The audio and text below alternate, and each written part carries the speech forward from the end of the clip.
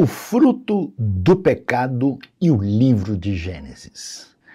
Quase todo mundo conhece bem um dos textos mais divulgados em toda a história humana. Um texto fundamental para a tradição judaica, a tradição cristã e até mesmo, além delas, o texto do livro de Gênesis, o primeiro livro da Bíblia, que fala a respeito do início dos problemas humanos. Um texto profundo, uma narrativa que tem elementos que conversam com a história, que conversam com a poesia, que conversam com a teologia e nos falam a respeito de algo extraordinário que consegue comunicar ideias importantes para todas as gerações em praticamente todas as culturas. E ali o texto nos fala o seguinte: o Criador, o Senhor, dissera ao primeiro casal, Adão e Eva, que eles poderiam comer livremente de qualquer fruto, de qualquer árvore que havia no Jardim do Éden. Esse ambiente primeiro, ambiente absolutamente harmônico, onde havia sintonia entre Deus e o ser humano, bem como os animais, bem como as plantas, numa relação de harmonia perfeita e adequada. E a única proibição divina que aparece no texto fala a respeito de que eles não deviam comer o fruto do conhecimento do bem e do mal. E a pergunta que se levanta até hoje, muita gente pensa: que fruto é esse? Será que seria uma lima da Pérsia, já que está perto daquela região lá? Será que talvez fosse um pequeno morango ou, quem sabe, uma goiaba? Alguém vai dizer, mas o comportamento de Adão foi muito laranja, mas eu não tenho uma laranja aqui. Talvez um figo, kiwi, certamente que não. Ou, quem sabe, um mamão. E talvez você esteja perguntando, mas cadê a maçã? Eu ouvi dizer que talvez o fruto foi uma maçã. Será que foi maçã, jaca, ou cajá, ou coco, melancia, jabuticaba? Afinal, saião, que fruta foi essa? É interessante que a Bíblia não tem qualquer interesse de detalhar um tipo de fruta ou fruto específico que foi apresentado ali no Jardim do Éden. Mas talvez a gente poderia imaginar que faz sentido, porque tanta gente imagina que essa fruta foi uma maçã. De onde veio essa ideia? Talvez você já viu muitas gravuras ou até mesmo gente falando a respeito da dita maçã aí do fruto proibido do Jardim do Éden. Bom, você nem pode imaginar, talvez até você já tenha ouvido isso, mas algumas pessoas no passado entenderam que o fruto do pecado estava relacionado com a sexualidade. Ou seja, a ideia é que os antigos hebreus viram alguma coisa de difícil sintonia do ponto de vista emocional e espiritual com a sexualidade e, portanto, falaram a respeito desse tipo de tabu, fazendo referência à sexualidade de maneira metafórica, usando essa figura de linguagem. E a razão muito posterior da escolha da maçã para configurar esse cenário extraordinário que temos no Éden foi exatamente porque a maçã vermelha associada no ambiente helênico com Afrodite, com algo ligado ao que genericamente se fala a respeito do amor e que, portanto, a proibição tinha a ver com isso. Logo, se concluiu, então, que o texto estava falando do tabu envolvendo a sexualidade. Mas, meu querido aí que participa aqui comigo, minha querida que está ligada nessa atenção, nada disso faz o mínimo sentido. E a pergunta é por quê? Em primeiro lugar, porque quando nós lemos no próprio livro de Gênesis, lá no capítulo 1, no verso 28, Deus mesmo tinha dito ao primeiro casal que eles deveriam crescer e se multiplicar. E o próprio Deus criou a sexualidade. Foi Ele que criou o homem e a mulher. E, portanto, não haveria nenhum sentido em olhar para essa realidade que faz parte da ordem constitucional de toda a realidade humana e também da própria criação à nossa volta, que isso fosse uma coisa essencialmente problemática e maligna. Então, isso traria para a gente um problema muito estranho, que é dizer que o próprio Deus teria criado aquilo que essencialmente seria pecaminoso. Portanto, isso não faz o mínimo sentido. E quando a gente continua lendo a Bíblia, passando para os outros textos, você vai ali para o livro de Êxodo, Levítico, Números, Deuteronômio, prossegue pelo Antigo Testamento, chega no Novo Testamento, é muito claro que a sexualidade humana é vista de uma maneira absolutamente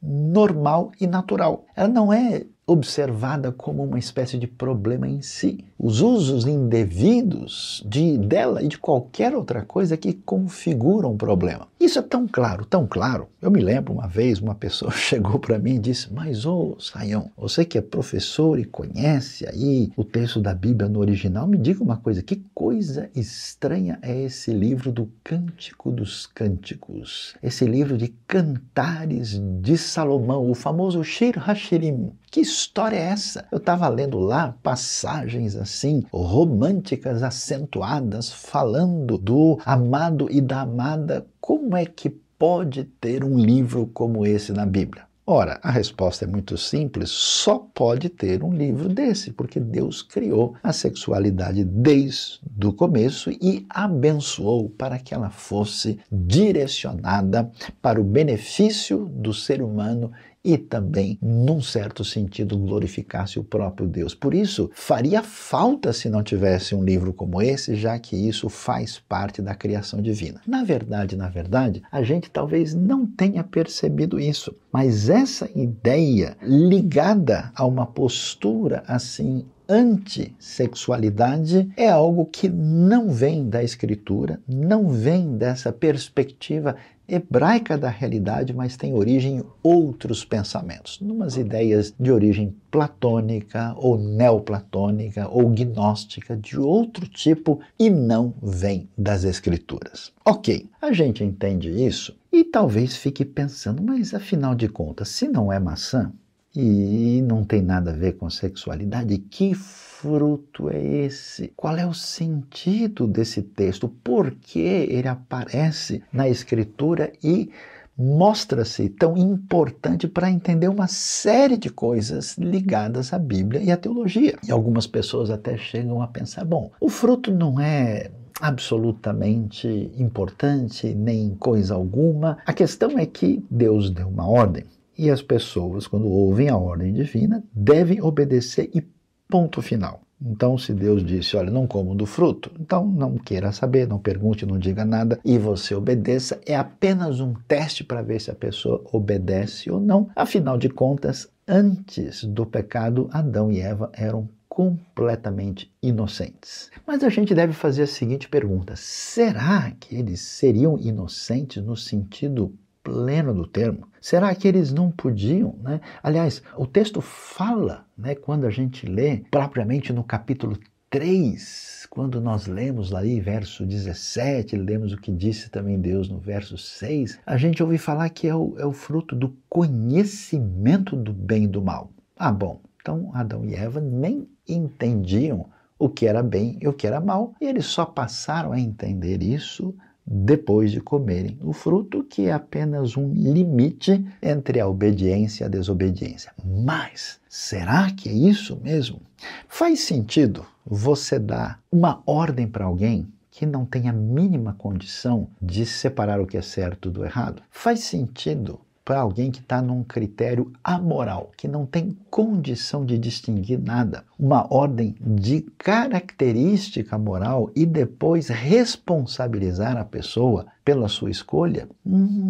Fica difícil imaginar assim, como se Adão e Eva não tivessem qualquer percepção adequada daquilo que estavam fazendo porque eles tinham o que a gente chama de uma inocência plena. Não parece ser o caso. O fato de Deus responsabilizar o primeiro casal por aquilo que aconteceu sugere que eles tinham condição, de maneira responsável, de dizer sim ou não para a ordem divina. E a pergunta é, essa ordem divina é apenas um capricho?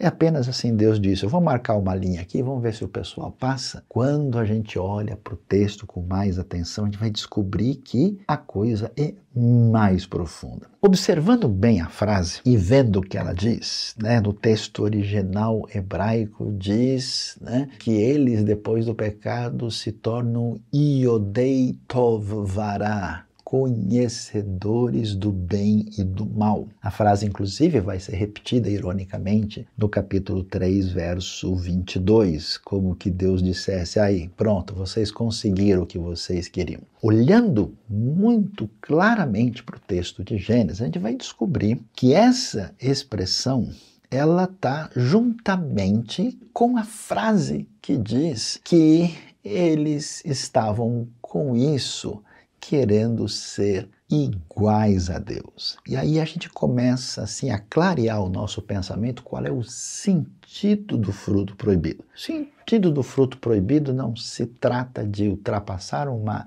linha aleatória, simplesmente colocada sem qualquer referência maior, não tem nada a ver com a discussão de sexualidade humana.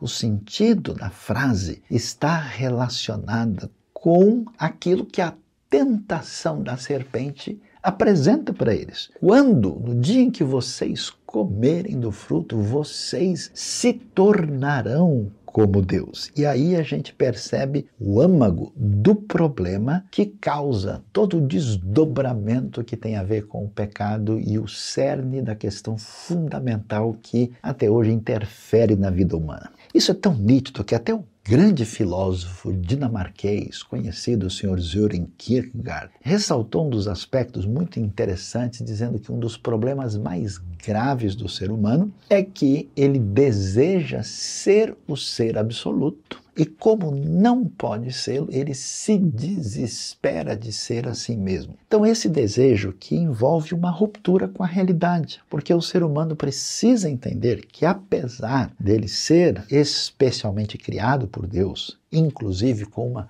função importante e extraordinária cuidando da criação, ele tem os seus limites. Essa consciência de limitação, essa consciência de fragilidade, essa percepção do seu lugar no universo é vital para a manutenção da vida diante de Deus, do próximo, da criação, para que o ser humano venha exercer a função que Deus lhe entregou. Quando o ser humano rompe com isso, e aqui nós temos emblematicamente muito claro o que acontece, ele deseja ser a última referência do universo. Para falar o português claro, quer ser a última bolacha do pacote, quer ter a proeminência. Daí você vê o cerne daquilo que envolve os grandes ditadores, os grandes opressores, as pessoas que cometeram as coisas mais absurdas na história humana porque se autodeificaram e se colocaram numa posição divina e, portanto, fizeram o que bem entendiam, movidos pelos piores tipos de sentimentos e atitudes na história. E aí então Gênesis chama atenção para o cerne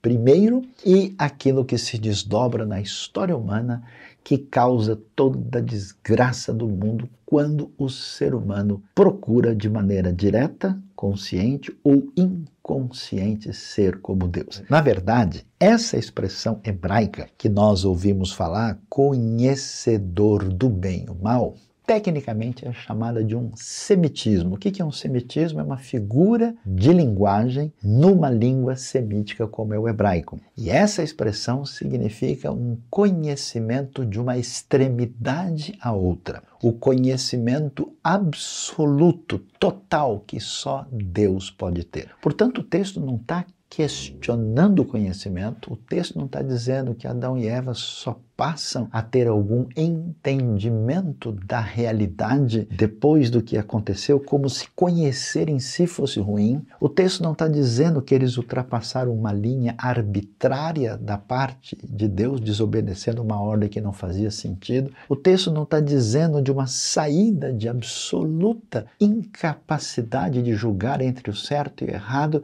e muito menos falando qualquer coisa a respeito da sexualidade. O foco é exatamente conhecimento absoluto e ser como Deus. E por isso, o verso 22 vai falar de maneira irônica. Aí, tá vendo? Agora o homem se tornou como um de nós, conhecendo o bem e o mal, né? E claro que a gente não pode imaginar que conhecer o bem e o mal é conhecer, como alguns pensam, experimentalmente o mal, porque Deus se apresenta como alguém que conhece o bem e o mal. Você vai dizer que Deus conhece experimentando o mal? Não faz sentido. Entendendo isso, aí a gente vê o desdobramento do texto. Olha que coisa interessante.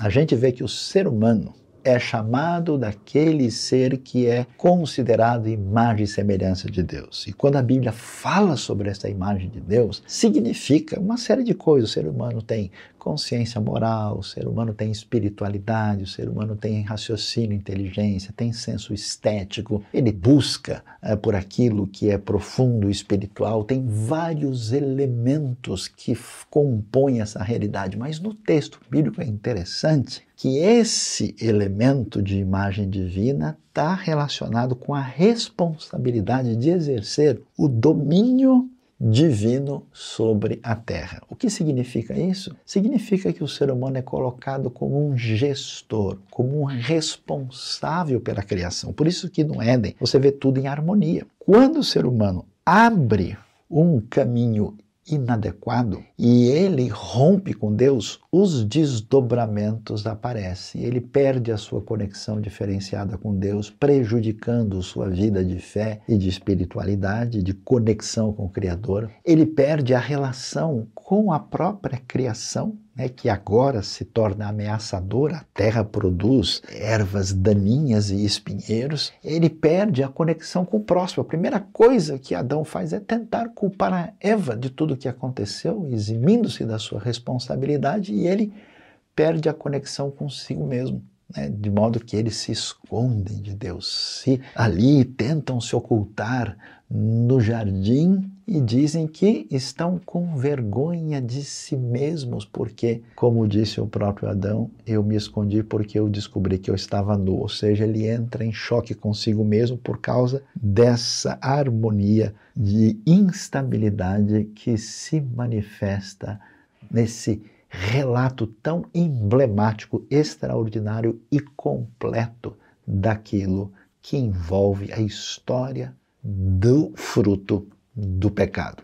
Portanto, a gente vai encerrando esse nosso vídeo especial convidando você a aprender aquilo que é fundamental, aquilo que envolve uma explicação bem clara, porque como tanta gente busca direção para a sua vida, para a sua fé, para a sua espiritualidade, se entende um texto de uma maneira prejudicial, imagine só, a confusão é total. Então, não se esqueça, fique sintonizado aqui para a boa explicação que é trazida pelo amigo Sayão.